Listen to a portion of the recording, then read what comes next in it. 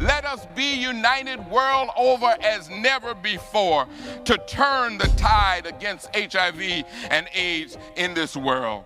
We all want this to be the story of everyone living with HIV until there is no more HIV. Let me say 5 words we have not been able to say for too long. Welcome to the United States. I have the pleasure to announce that the Republic of Korea has also just lifted HIV travel restrictions hours ago. I want all children to be born just like me, free of HIV. Every single one of them.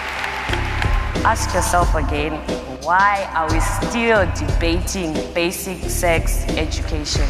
That is why this conference brings an opportunity to shine a global spotlight on the fight against AIDS in America and a national spotlight on the ongoing global epidemic. I think they'd say that's great that you've set a goal for an AIDS-free generation. Now you must hurry up. The statement that we don't have the scientific basis to implement is no longer valid. We do. That's the point. Probably the most game-changing advance over the last couple of years has been treatment as prevention with the now very famous HPTN 052 trial, which reduced by 96% the likelihood that someone will transmit to their uninfected partner if you treat early. A great argument for getting people on treatment. Why am I telling you this? Because the AIDS disease is caused by a virus, but the AIDS epidemic is not. The AIDS epidemic is fueled by stigma, by hate, by misinformation, by ignorance, by indifference. What would it take for you to change the hearts and minds of your local doctors or nurses so that they treated every faggot, whore, junkie, bakla, warrior, addict, money boy, call girl, kufta, dyke, katui, hijra, freak, or queer like a person? We're not asking just for male-ran organizations that will tolerate a women's program.